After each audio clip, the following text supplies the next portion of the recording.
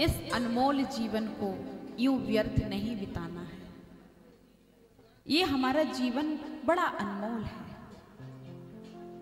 और कितने क्षण का है इसका कोई पता नहीं। कब इस पिंजड़ा रूपी शरीर से आत्मा रूपी पक्षी निकलकर चला जाए कुछ पता नहीं है, कोई गारंटी कार्ड नहीं है हमारे पास। प्यारे फिर क्या करेंगे? कहने लगे कि किसी महापुरुष की शरण में जाकर हम गुरु दीक्षा ले लें। कितने लोगों ने गुरु दीक्षा ले ली? हाथ खड़ा करो प्यारे। कितने लोग गुरु दीक्षित बैठे हुए? बस 3-4 लोग हैं। प्यारे जानते हो गुरु दीक्षा क्यों ली जाती है? संसार में कुत्ते 2 प्रकार के होते हैं। अब आप सोचोगे 2 प्रकार के कैसे होते हैं? एक होता है पालतू कुत्ता और एक होता है फालतू कुत्ता। एक पालतू और एक फालतू। तो 2 प्रकार के कुत्ते होते हैं संसार में। पालतू कुत्ता जो होता है उसका मालिक उसके गले में पट्टा बांध देता है और वो केवल और केवल घर में रहता है और अपने मालिक की खाता है और अपने मालिक की बजाता है। लेकिन जो फालतू कुत्ता होता है वो दर दर भटकता है और सबके घर जाता है, वही उसको डंडा मार देता है क्योंकि कोई उसको टिकने नहीं देता। प्यारे जैसे फालतू कुत्ते को कोई टिकने नहीं देता है, इसी प्रकार से अगर हम भी फालतू बन के रहेंगे तो फिर हमारा कहीं ठिकाना लगने वाला नहीं। तो फिर हम कहां पालतू बने? बोले गुरु की शरण में चले जाओ। जब गुरु की शरण में चले जाओगे तो पालतू बन जाओगे और जब पालतू बन जाओगे तो मालिक के गले का पट्टा पहन लोगे। तुम्हारा पट्टा क्या होगा? तुलसी की माला। तुलसी की माला। कितने लोग धारण किए हुए हैं तुलसी की माला? हाथ खड़ा करो। बताओ इतने बड़े पंडाल में कितने कम लोगों ने तुलसी पहनी है? प्यारे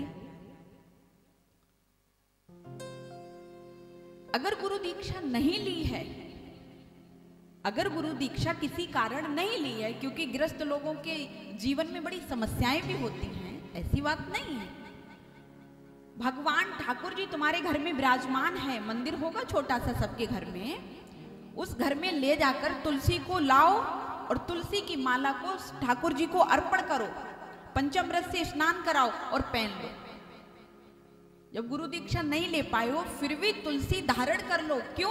क्योंकि भगवान के तो पालतू बन ही जाओ। भगवान के पालतू बन ही जाओ, क्योंकि तुलसी अगर तुम्हारे गले में है, तुलसी गारंटी से कहते हैं प्यारे तुम्हें यमराज लेने नहीं आएगा, तुम्हें भगवान के पार्षद ही लेने आएंगे। ये तुलसी की इतनी बड़ी महिमा है।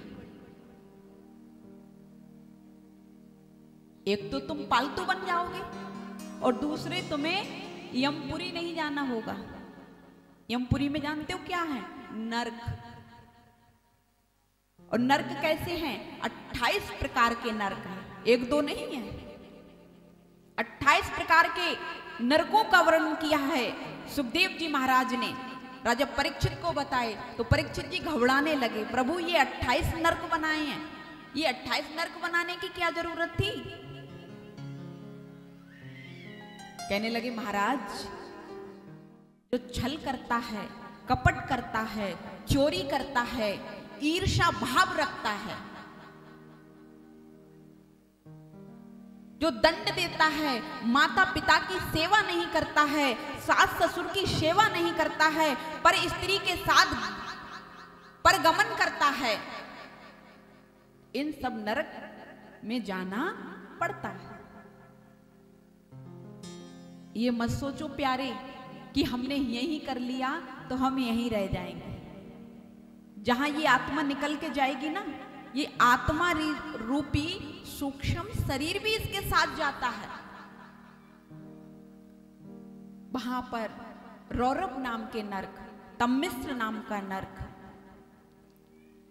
हजारों लाखों मन कढ़ाइयों में खौलता हुआ तेल पाप करने वाले व्यक्ति को उस तेल में डाल दिया जाता है। और जब किनारा पकड़ना चाहता है ना भाग भाग के, तो जो यमराज के सब दूत है ना, वो मार मार के भाला उसी तेल में बढ़ाते हैं। तब ठटकता है, अरे भगवान इस बार बचा लो, प्रभु इस बार बचा लो, फिर जीवन में कभी पाप कर्म नहीं करूं।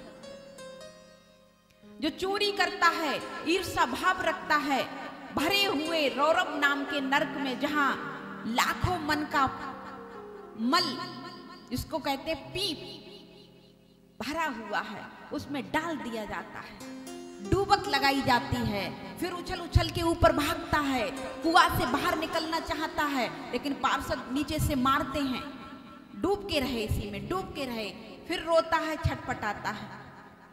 बोलो सुनने से इतना डर लग रहा है, और अगर प्रवेश करा दिया तो क्या हालत हो जाए। इससे पहले ही हम आपको ये सत्संग कथा भागवत क्यों चल रही है?